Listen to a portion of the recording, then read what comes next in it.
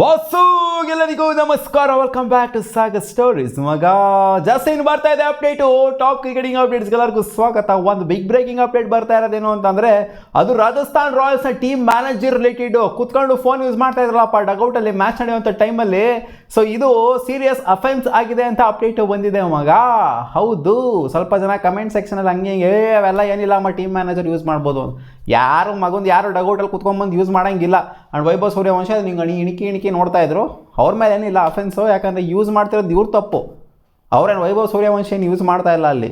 ಅವ್ರೇನು ನೋಡ್ಬೇಡ ಅನ್ನಕತ್ತ, ಹಿಂಗೆ ಇಣಕ್ಕೆ ನೋಡ್ಬೇಡ ಅಂತ ಅನ್ನಕತ್ತದ. ಪಾಪ ಚಿಕ್ಕ ಹುಡುಗ 15 ವರ್ಷದ ಹುಡುಗನ ಇಣಕ್ಕೆ ನೋಡ್ತದೆ, ಏನು ಮಾಡೋಕ್ಕತ್ತದ ಚಿಕ್ಕ ಹುಡುಗ ಅಲ್ಲಿ.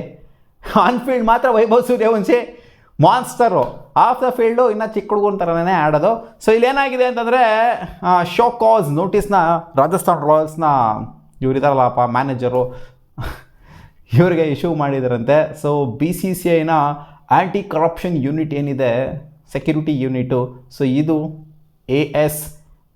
ACSU ಇದು ಇಶ್ಯೂ ಮಾಡಿದಂತೆ. ರಾಮಿನ್ ಬಿಂದರ್ ಇವ್ರ ಹೆಸರು, ಆ ಟೀಮ್ ಮ್ಯಾನೇಜರ್ ಅವರ ಹೆಸರು. ಸೊ ಇವರಿಗೆ 48 ಗಂಟೆ ಅಷ್ಟರಲ್ಲಿ ಇವರು ರೆಸ್ಪಾಂಡ್ ಮಾಡಬೇಕಂತ. ಏನು ರೀಸನ್ನು, ಏನು ಕತೆ ನಿಮ್ಮದು, ಅದು ಇದು ಅಂತ ಸ್ವಲ್ಪ ಮಾಡ್ತಾರಪ್ಪ, ಸ್ವಲ್ಪ ಇನ್ವೆಸ್ಟಿಗೇಷನ್ ಮಾಡ್ತಾರೆ ಇವ್ರು ಏನೇನು ಮಾಡ್ತಾಯಿದ್ರು ಅಲ್ಲಿ ಅಂತ. ಅಲ್ಲಿ ಏನೂ ಮಾಡ್ತಾ ಇರಲ್ಲ ಅವ್ರು, ಆ್ಯಕ್ಚುಲಿ ಸುಮ್ಮನೆ ಏನೋ ಟೈಮ್ ಪಾಸ್ಗೆ ಏನೋ ಇಟ್ಕೊಂಡಿದ್ರು ನಾವು. ಬಟ್ ನೋಡಿ, ಒಂದು ಫೋನ್ ಸುಮ್ಮನೆ ಜೋಬಿಂದ ಈಚೆಗಡೆ ತೆಗೆಯೋದು, ಇನ್ಫ್ಯಾಕ್ಟ್ ಜೋಬಲ್ಲೂ ಕೂಡ ಇಟ್ಕೊಳ್ಳೋಂಗಿಲ್ಲ, ಫೋನ್ನ ಯೂಸೇ ಮಾಡೋಂಗಿಲ್ಲ. ಸೊ ಇವ್ರು ಏನಕ್ಕೆ ತೊಗೊಂಬಂದು ಅನ್ನೋದು ಸಿಕ್ಕಾಪಟ್ಟೆ ಒಂದು ಸೀನ್ ಕ್ರಿಯೇಟ್ ಆಗಿದೆ ಇವಾಗ.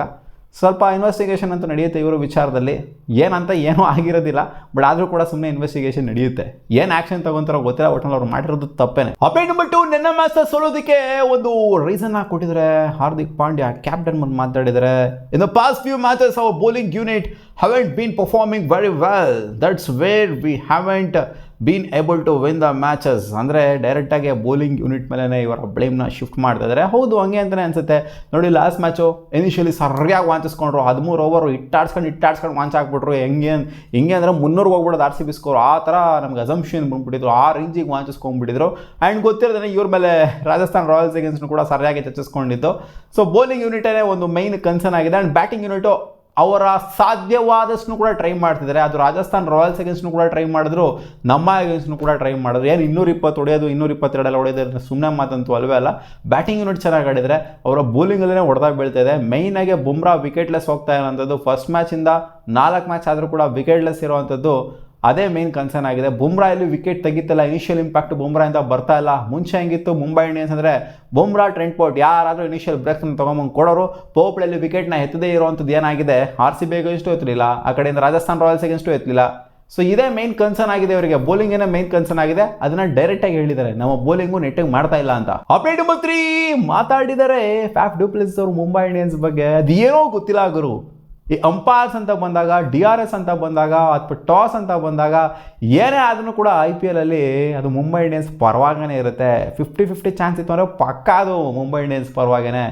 ಇನ್ಫ್ಯಾಕ್ಟ್ ಎಷ್ಟೋ ಕಡೆ ಅಪೋನೆಂಟ್ ಟೀಮ್ದು ಇರುತ್ತೆ, ನ್ಯಾಯ ಇರುತ್ತೆ, ಬಟ್ ಆದರೂ ಮುಂಬೈ ಇಂಡಿಯನ್ಸ್ ಪರವಾಗಿ ಹೋಗಿರೋಂಥದ್ದನ್ನ ಸಿಕ್ಕಾಪಟ್ಟೆ ಸಲ ನೋಡ್ಬಿಟ್ಟಿದೆ. ಇನ್ಫ್ಯಾಕ್ಟ್ ನಮ್ಮ RCB ಕ್ಯಾಪ್ಟನ್ ಆಗಿರ್ತಾರೆ, ಆ ಟೈಮಲ್ಲಿ ಟಾಸ್ ವಿಚಾರದಲ್ಲೂ ಕೂಡ ಇವರು ಇನ್ನೊಂದು ಟೀಮಲ್ಲಿ ಆಡ್ತಾ ಇರೋಂಥವ್ರಿಗೆ ಹೇಳ್ತಾ ಇರ್ತಾರೆ, ಇನ್ನೊಂದು ಟೀಮ್ ಒಪೋನೆಂಟ್ ಕ್ಯಾಪ್ಟನ್ಗೆ ನೆಕ್ಸ್ಟ್ ಮ್ಯಾಚಲ್ಲಿ ಹೇಳ್ತಾರೆ, ನಾನು ಟಾಸ್ ಹಿಂಗೆ ಎತ್ತದೆ ಗುರು, ಅದು ಏನಾಯಿತು ಏನೋ ಗೊತ್ತಿಲ್ಲ, ಟಾಸ್ ನೋಡ್ತಾ ಅಂದರೆ ಮುಂಬೈ ಇಂಡಿಯನ್ಸ್ ಗೆದ್ರು ಅಂತ ಅಂದ್ಬಿಟ್ರು, ನಾನು ಗೆದ್ದಿದ್ದೆ ಟಾಸ್ನ ಅಂತ ಹೇಳ್ತಾ ಇರೋದನ್ನ ನೋಡಿದ್ವಿ.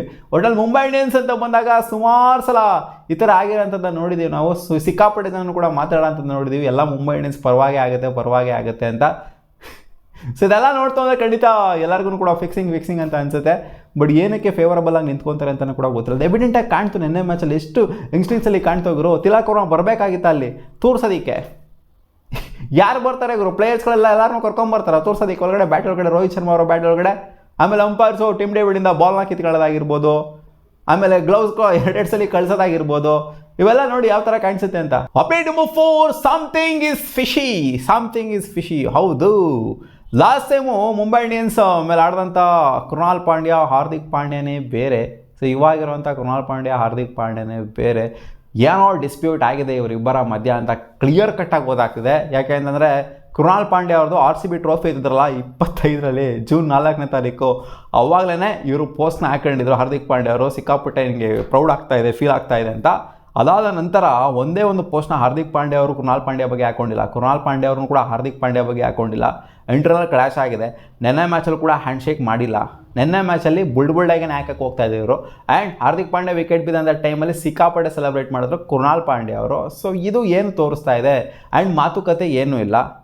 ಲಾಸ್ಟ್ ಸೀಸನ್ ಆಗಿತ್ತು ಅಂದರೆ ಗ್ರೌಂಡಲ್ಲೆಲ್ಲ ಕೂತ್ಕೊಂಡು ಜಾಬೆಲ್ಲ ಮಾತಾಡ್ಕೊಂಡು ನಕ್ಕೊಂಡು ಅದು ಇದೆಲ್ಲ ಮಾಡಿದರು. ಸೊ ಮಾತು ಇಲ್ಲ ಕತೆ ಇಲ್ಲ ಇಬ್ರದ್ದು ಅಣ್ತಮ್ಮದಿರುಗಳ ಜಗಳ ಎದ್ದೆದ್ದು ಕಾಣಿಸ್ತಾ ಇದೆ. ಏನೇನಾಗಿದ್ದೀವಿ ಇಂಟರ್ನಲ್ ಕ್ಲಾಶ್ಗಳು ಗೊತ್ತಿಲ್ಲ. ಒಟ್ಟಲ್ಲಿ ಒಬ್ರು ಕಂಡ್ರೆ ಒಬ್ರಿಗೆ ಆಗ್ತಾ ಇಲ್ಲ ಈ ಸೀಸನಲ್ಲಿ. ಅಪ್ಡೇಟ್ ನಂಬರ್ 5 ಮ್ಯಾಚನ್ನು ಮುಗಿದಾದ್ಮೇಲೆ ಮುಂಬೈ ಇಂಡಿಯನ್ಸ್ ಕಂಪ್ಲೀಟ್ ಸ್ಕ್ವಾಡ್ಗೆ ಡ್ರೆಸ್ಸಿಂಗ್ ರೂಮಲ್ಲಿ ನಿಂತ್ಕೊಂಡು ಮಾತಾಡಿದ್ದಾರೆ ಹಾರ್ದಿಕ್ ಪಾಂಡ್ಯ ಅವರು. ಹೌದು ಸೋತಿದ್ದೀವಿ, ಹೌದು ಸೋತಿಲ್ಲ ಅಂತ ಏನಿಲ್ಲ. ಬಟ್ ನಾವು ಸೋತಿರೋದನ್ನ ಹ್ಯಾಟ್ರಿಕ್ ಸೋತ್ಬಿಟ್ವಿ ಅಂತ ಈ ಥರ ಆಗ್ತಿದೆ ನಮ್ಮ ಟೀಮಲ್ಲಿ ಅಂತ ನಾವು ನೆಗೆಟಿವ್ ಹಾಕೊಂಡು ಕೂತ್ಕೊಳ್ಳೋದಕ್ಕಾಗೋದಿಲ್ಲ.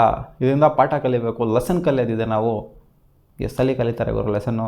ಹಾರ್ದಿಕ್ ಪಾಂಡ್ಯ ಅವರ ಕ್ಯಾಪ್ಟನ್ಸಿ ಮುಂಬೈ ಇಂಡಿಯನ್ಸ್ಗೆ ಬಂದಾಗಿಂದ ಲೆಸನ್ಗಳು ಕರೀತಾನೆ ಅವರಲ್ಲಿ. ಏನೂ ಆಗ್ತಾಯಿಲ್ಲ. ಅಲ್ಲಿ ಖಾಲಿ ಪಲಾವ್ ಆಗೋಗ್ಬಿಟ್ಟಿದ್ರೆ ಮುಂಬೈ ಇಂಡಿಯನ್ಸ್. ರೋಹಿತ್ ಶರ್ಮಾ ಕ್ಯಾಪ್ಟನ್ಸಿಲಿ ಹೆಂಗಿದ್ರು ಮುಂಬೈ ಇಂಡಿಯನ್ಸ್ ಇವಾಗ ನೋಡಿದ್ರೆ ಖಾಲಿ ಪಲಾವ್ ಆಗೋಗ್ಬಿಟ್ಟಿದ್ದಾರೆ ಮುಂಬೈ ಇಂಡಿಯನ್ಸ್. ಆ ಥರ ಆಡ್ತಿದ್ದಾರೆ.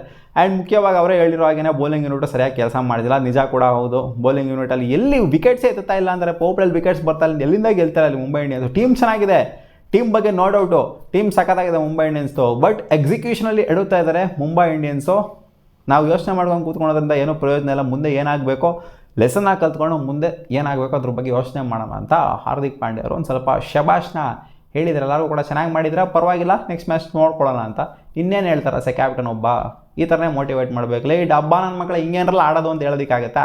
ಅಪ್ಡೇಟ್ ನಂಬರ್ 6 ಇವ್ರನ್ನ ನಾವು ಎಕ್ಸ್ಪೆಕ್ಟ್ ಮಾಡಬಹುದು ಇಂಡಿಯನ್ ಟೀಮಲ್ಲಿ ಅಪ್ಕಮಿಂಗ್ ಈ ಒಂದು IPL ಆದ ನಂತರ T20 ಸೀರೀಸ್ಗಳು ಜೊತೆಗೆ ODI series for that matter ಬರೋದ್ರಲ್ಲಿ ನಾವು ಸಿಕ್ಕಾಪಟ್ಟೆ ಎಕ್ಸ್ಪೆಕ್ಟ್ ಮಾಡೋದು. ಎಸ್ಪೆಷಲಿ ವೈಟ್ ಬಾಲ್ ಫಾರ್ಮೇಟ್ ಅಂತ ಬಂದಾಗ ಶ್ರೇಯಸ್ ಅಯ್ಯರ್ ಆಲ್ರೆಡಿ ODIಸಲ್ಲಿ ಇದ್ದಾರೆ.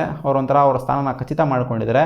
ಬಟ್ ಒಬ್ಬರು ಖಚಿತ ಮಾಡ್ಕೊಬೇಕಾಗಿರೋದು ರಜತ್ ಪತಿದಾರ್ ಅವರು. ಏನು ಸೆಲ್ಫ್ಲೆಸ್ ಆಗಿ ಆಡ್ತಾರೆ ಇವರು. ಕ್ಯಾಪ್ಟನ್ಸಿ ಕೊಟ್ಟರು ಸೆಲ್ಫ್ಲೆಸ್ ಆಗಿ ಆಡ್ತಾರೆ, ಪ್ಲೇಯರ್ ಆಗಿ ಬಂದರೂ ಸೆಲ್ಫ್ಲೆಸ್ ಆಗಿ ಆಡ್ತಾರೆ. ಶ್ರೇಯಸ್ ಅಯ್ಯರ್ ಅಷ್ಟೇ ಕ್ಯಾಪ್ಟನ್ಸಿ ಇದ್ರು ಸೆಲ್ಫ್ಲೆಸ್ ಆಗಿ ಆಡ್ತಾರೆ, ಪ್ಲೇಯರ್ ಆಗಿದ್ರು ಸೆಲ್ಫ್ಲೆಸ್ ಆಗಿರ್ತಾರೆ. ಸೊ ಇಂಥ ಇಬ್ಬರು ಒಂಥರ ಜಂಪ್ಸ್ಗಳಿದ್ದಾರೆ. ಸೊ ಈ ಇಬ್ಬರನ್ನ T20ಗೆ ಇಳಿಸ್ಬೇಕು ನನ್ನ ಪ್ರಕಾರ. ಮಿಡ್ಲ್ ಆರ್ಡರಲ್ಲಿ ಇಂಥ ಇಬ್ಬರು ಬ್ಯಾಟರ್ ಸೇರ್ಕೊಂಡ್ಬಿಡ್ತು ಅಂತಾರೆ. ಒಂದು ಎಕ್ಸ್ಪೀರಿಯನ್ಸು, ಇನ್ನೂ ಒಂದು ಎಕ್ಸ್ಪೀರಿಯನ್ಸ್ ಅಷ್ಟರ ಮಟ್ಟಿಗೆ ಇಲ್ಲ ಅಂತಂದ್ರೂ ಕೂಡ ಈ ರೇಂಜಿಗೆ ಇಂಪ್ಯಾಕ್ಟು. ಹಲಾಗರು ರಜತ್ ಪತಿದಾರ್ ಅವ್ರದ್ದು ನೋಡಿ ಇಂಜುರಿ ರಿಪ್ಲೇಸ್ಮೆಂಟ್ ಆಗಿ ಬಂದು ಕ್ಯಾಪ್ಟನ್ ಆಗಿ ಟ್ರೋಫಿ ಗೆಲ್ಲಿಸಿ ಇವಾಗ ನೋಡಿ ಅದ್ದೂರಿಯಾಗಿ ಆಡ್ತಾ ಇದ್ದಾರೆ RCBಗೆ. ಎಲ್ಲಿಂದ ಎಲ್ಲಿಗೆ ಗುರು. ಇನ್ನು ಶ್ರೇಯಸ್ ಅಯ್ಯರ್ ನೋಡ್ತು ಅಂತಂದರೆ ಅವ್ರಿಗೊಂದು ರೇಂಜ್ ಅವಾಗಲಿಂದನೂ ಕೂಡ ಇತ್ತು. ಬಟ್ ರಜತ್ ಪತಿದಾರ್ ಏನೂ ಇರಲಿಲ್ಲ. ಖಾಲಿ ಪಲಾವು ಸ್ಟಾರ್ಟಿಂಗಲ್ಲಿ ರಜತ್ ಪತಿದಾರ್ ಒಂದು ಸೀಸನ್ ಆಡಿದ್ರು RCB ಬಿಟ್ಬಿಟ್ಟಿದ್ರು. ಲವ್ಲಿ ಸಿಸೋದಿಯಾ ಇಂಜುರಿ ರಿಪ್ಲೇಸ್ಮೆಂಟ್ ಆಗಿ ಬರ್ತಾರೆ. ಎಲ್ಲಿಂದ ಎಲ್ಲಿಗೆ ಬೆಳೆದ್ರು ರಜತ್ ಪತಿದಾರ್. ಸೊ ಇಂಥ ಒಬ್ಬ ಪ್ಲೇಯರ್ನ ಖಂಡಿತ BCCI ಅವರು ರೆಕಗ್ನೈಸ್ ಮಾಡಲೇಬೇಕು. ದೊಯ್ತಿರೋ ಮಗ ಸ್ಟ್ಯಾಟ್ಸ್ ನೋಡ್ತು ಅಂತಂದರೆ ಬುಮ್ರಾ ಲೆಜೆಂಡ್ರಿ ಬೌಲರ್ ಆಗಿರೋಂಥ ಬುಮ್ರಾ ಅವರೇ ಅವ್ರ ಪೇಸು, ಇವ್ರ ಸ್ಪಿನ್ನು. ಆದ್ರೂ ಕೂಡ ಬೌನ್ಸರ್ಸ್ 2025ಇಂದ ಯೂಸ್ ಮಾಡಿರೋದು ಯಾರು ಜಾಸ್ತಿ ಅಂತಂದರೆ ಅದು ಕೃಣಾಲ್ ಪಾಂಡ್ಯ. ಬೌನ್ಸರ್ಸ್ಗಳನ್ನ ಯೂಸ್ ಮಾಡಿರೋದು ಗುರು. ತಲೆಗೆ ಹಾಕಿರೋದು, ಬುಲ್ಡಾಗಿ ಹಾಕಿರೋದು. ಬುಲ್ಡಾಗಿ ಹಾಕೋ ಬೌಲರ್ ಅಂತಲೇ ಹೆಸರಿಟ್ಬಿಟ್ಟಿದ್ರು ನಮ್ಮ ಕೃಣಾಲ್ ಪಾಂಡ್ಯ. ಏನೋ ಹೊಸ್ತೇನಲ್ಲ, ಲಾಸ್ಟ್ ಸೀಸನ್ ಕೂಡ ಹಾಕ್ತಿದ್ರು, ಅದ್ರ ಲಾಸ್ಟ್ ಸೀಸನು ಕೂಡ ಆಗ್ತಾಯಿದ್ರು. ಸೊ ಇವರ ವೇರಿಯೇಷನ್ ಅದು. ಆ್ಯಂಡ್ ಕೃಣಾಲ್ ಪಾಂಡ್ಯ ಅವರ ವೇರಿಯೇಷನ್ಗೆ ಮೆಚ್ಚುಗೆ ಅಂತೂ ಸಿಕ್ಕಾಪಟ್ಟೆ ಚೆನ್ನಾಗಿ ವ್ಯಕ್ತಪಡಿಸಿದ್ದಾರೆ. ಯಾಕೆಂದರೆ ಸ್ಪಿನ್ನರ್ ಬೋಲ್ ಮಾಡಬೇಕು ಅಂತಂದರೆ T20 ಫಾರ್ಮೇಟು ಸುಮ್ಮನೆ ಅಲ್ಲ. ಯಾಕಂದರೆ ಸಿಕ್ಕಾಪಟ್ಟೆ ಈಸಿ ಇರುತ್ತೆ ಹೊಡೆಯೋದಕ್ಕೆ. ಅದು ಏನಾದ್ರು ಫ್ಲಾಟ್ ಟ್ರ್ಯಾಕ್ ಸಿಕ್ಬಿಡ್ತು ಅಂದರೆ ಹಬ್ಬ ಮಾಡಿಬಿಡ್ತಾರೆ ಬ್ಯಾಟರ್ಸ್ಗಳು. ಸೊ ಈ ಥರ ವೇರಿಯೇಷನ್ ಇಟ್ಕೊಂಡಿತ್ತು ಅಂತಾರೆ ಖಂಡಿತ ಯೋಚನೆ ಮಾಡ್ತಾರೆ ಬ್ಯಾಟರ್ಸ್ಗಳು. ಸೊ ಇನ್ನೆಲ್ಲಿರುತ್ತೆ ಪಾಪ ಅವ್ರಿಗೊಂದು ಸ್ವಲ್ಪ ಲಿವರೇಜ್ ಸಿಗಬೇಕು ಅಂದರೆ ಈ ಥರ ಎಲ್ಲ ಸ್ಕಿಲ್ಸ್ನ ಕಲ್ತ್ಕೊಬೇಕು. 34 ಬೌನ್ಸರ್ಸ್ ಹಾಕಿದ್ದಾರೆ. ಬುಮ್ರಾ ಹಾಕಿರೋದು 28. ಅವ್ರಿಗಿಂತ ಜಾಸ್ತಿ ಓವರ್ಟೇಕ್ ಮಾಡಿಬಿಟ್ಟು ಒಬ್ಬ ಸ್ಪಿನ್ನರ್ ಈ ಪಾರ್ಟಿ ಬೌನ್ಸರೇ ಹಾಕಲ್ಲ ಸ್ಪಿನ್ನರು, ಅದು ಈ ಪಾರ್ಟಿ ಬೌನ್ಸರ್ಗಳನ್ನ ಹಾಕ್ತಾ ಇದ್ದಾರೆ ಅಂತಂದರೆ ಇದು ರೇರ್ ಸೀನ್ಸು. ಕುಶಾಲ್ ಮೆಂಡಿಸ್ ಅವರು ಏನೂ ಮಾತಾಡಿಲ್ಲ PSL ಕೇಳಿದಂಥ ಕ್ವಶನ್ಗೆ. ಅಲ್ಲ PSL ನನ್ನ ಮಕ್ಕಳಿಗೆ ಏನು ಮಾಡೋಕ್ಕೇನು ಕೇಳಿಸಿಲ್ವಾ? ನಮ್ಮ IPL PSL ಬಗ್ಗೆ ಒಂದೇ ಒಂದು ಕ್ವೆಶನ್ ಕೂಡ ಮಾತಾಡಲ್ಲ. PSL ಅಂತ ಒಂದು ಟರ್ಮು ಕೂಡ ಬರೋದಿಲ್ಲ. ಸೊ ಇಲ್ಲಿ ಬರೀ IPL PSL ನೋಡ್ಕೊಂಡ್ರೆ ಯಾರ್ಯಾರಿಗೋ ಕೇಳ್ತಾರೆ ಗುರು ಹೋಗ್ಬಿಟ್ಟು ಕ್ವಶನ್ಗಳನ್ನ. ಆಡ್ತಿರೋದೇ ಕ್ರಿಕೆಟರ್ಗಳನ್ನೆಲ್ಲ ಹಾಕೊಂಡು ಆಡ್ತಾವ್ರೆ ಅಲ್ಲಿ. ಕೆಲಸಕ್ಕೆ ಬಂದಿರೋ ಕ್ರಿಕೆಟರ್ಗಳನ್ನೆಲ್ಲ, ಅದೇ ರಿಟೈರ್ ಆಗಿರೋಂಥ ಕ್ರಿಕೆಟರ್ಸ್ನ ಅವ್ರನ್ನ ಹಾಕೊಂಡು ಆಡ್ತಾರೆ ಓವರ್ಸೀಸ್ ಕ್ರಿಕೆಟರ್ನ. ಅವ್ರ ಹತ್ರ ಎಲ್ಲ ಹೋಗಿ ಕೇಳ್ತಾವ್ರು IPL ಬಗ್ಗೆ ಹಂಗೆ ಹಿಂಗೆ ಅದು ಇದು ಆಡು ಮೂಡು ಅದ್ವಾನ ಅಂತೆಲ್ಲ. IPLಗೂ PSLಗೂ ಕಂಪಾರಿಸನ್ ಆಗೋರು. ನಾವು IPL ಅವ್ರು ಮಾತಾಡೋದೇ ಇಲ್ಲ PSL ಬಗ್ಗೆ. ಇವ್ರು ಏನು ಹೋಗ್ಬಿಟ್ಟು ಎಲ್ಲರೂ ಕುಶಾಲ್ ಮೆಂಡಿಸಿಗೆ ಕೇಳೋದೇನು ಕೇಳ್ತಾರೆ, ಎಲ್ಲರಿಗೂ ಕೇಳ್ತಾರೆ. ಲಾಸ್ಟ್ ಇಯರ್ ಏನೋ ಇವರು ವಿಡ್ರಾ ಮಾಡ್ಕೊಂಡಿದ್ರಂತೆ, PSLಗೆ ಸೆಲೆಕ್ಟ್ ಆಗಿದ್ರಂತೆ. ಆದರೂ IPL ಆಡೋದಕ್ಕೋಸ್ಕರ ರಿಪ್ಲೇಸ್ಮೆಂಟ್ ಆಗಿ ಬಂದ್ರಲ್ಲ, ಅದಕ್ಕೋಸ್ಕರ ಇವರು ವಿಡ್ರಾ ಮಾಡ್ಕೊಂಡಿದ್ರಂತೆ PSLಯಿಂದ. ಸೊ ಈ ಸೀಸನು IPL ಅವರು ಪಿಕ್ ಮಾಡಿಲ್ಲ ನಿಮ್ಮನ್ನು. ಆ್ಯಂಡ್ ಬಂದ್ಬಿಟ್ಟು ಇಲ್ಲಿ ಆಡ್ತಾ ಇದ್ದೀರಾ. ಸೊ ನಿಮಗೇನು ಅನ್ನಿಸ್ತಿದೆ? ಲಾಸ್ಟ್ ಸೀಸನ್ನು ನೀವು ವಿಡ್ರಾ ಮಾಡ್ಕೊಂಡು ಹೋದ್ರಲ್ಲ, ಅದು ನಿಮಗೆ ಬೇಜಾರಾಗ್ತಿದೆಯಾ, ರಿಗ್ರೆಟ್ ಆಗ್ತಿದೆಯಾ, ಫೀಲ್ ಆಗ್ತಿದೆಯಾ ಅಂತ ಕೇಳಿದಾಗ ಅವರು ಕಂಪ್ಲೀಟ್ ಸೈಲೆಂಟ್ ಆಗಿಬಿಟ್ಟಿದ್ದಾರೆ. IPL ಬಗ್ಗೆ ಮಾತಾಡೋಕ್ಕಾಗಲ್ಲ ಅವರು. ಯಾಕಂದರೆ ಇವಾಗ IPL ಬಗ್ಗೆ ಮಾತಾಡ್ಬಿಡ್ತು ಅಂತಂದರೆ ನೆಕ್ಸ್ಟ್ ಸೀಸನ್ ಪಿಕ್ ಆಗಲ್ಲ ಅವರು, ಸಖತ್ತಾಗಿ ಆಡಿದ್ರು ಕೂಡ ಪಿಕ್ ಆಗಲ್ಲ ಅವರು, ಸೈಲೆಂಟ್ ಆಗ್ಬಿಟ್ಟಿದ್ದಾರೆ. ಅವ್ರಿಗೆ IPL ಆಡೋಕ್ಕೆ ಇಷ್ಟ, ಅಲ್ಲಿ ಇದಾಡೋಕ್ಕೆ ಇಷ್ಟನಾ, PSL ಆಡೋಕ್ಕೆ ಇಷ್ಟನಾ, ಇಲ್ಲಿ ಪಿಕ್ ಆಗಿಲ್ಲ ಅಂತ ಅಲ್ಲಿ ಹೋಗಿದ್ದಾರೆ ಅಷ್ಟೇನೆ. ಅದು ಬಿಡ್ತು ಅಂತಾರೆ ನಾನು PSL ಆಡಬೇಕು ಅಂತ ಅವ್ರು ಖಂಡಿತ ತುದಿಗಾಲಲ್ಲೇ ನಿಂತಿಲ್ಲ, ಅವ್ರು ತುದಿಗಾಲ ನಿಂತಿರೋದು IPL ಆಡೋದಕ್ಕೇ, ಅದಕ್ಕೋಸ್ಕರ ಸೈಲೆಂಟ್ ಆಗಿದ್ದಾರೆ. ಮತ್ತೆ ಸಿಗೋ ಮುಂದಿನ ವಿಡಿಯೋಲಿ ಗಾಯ್ಸ್, ಇಷ್ಟು ಆಗಿದ್ದು ಟಾಪ್ ಕ್ರಿಕೆಟಿಂಗ್ ಅಪ್ಡೇಟ್ಸ್. ನಿಮ್ಗೆ ವಿಡಿಯೋ ಸ್ವಲ್ಪ ಇಷ್ಟ ಆಗಿದೆ ಒಂದೇ ಒಂದು ಲೈಕ್ ಮಾಡಿ ಗಾಯ್ಸ್.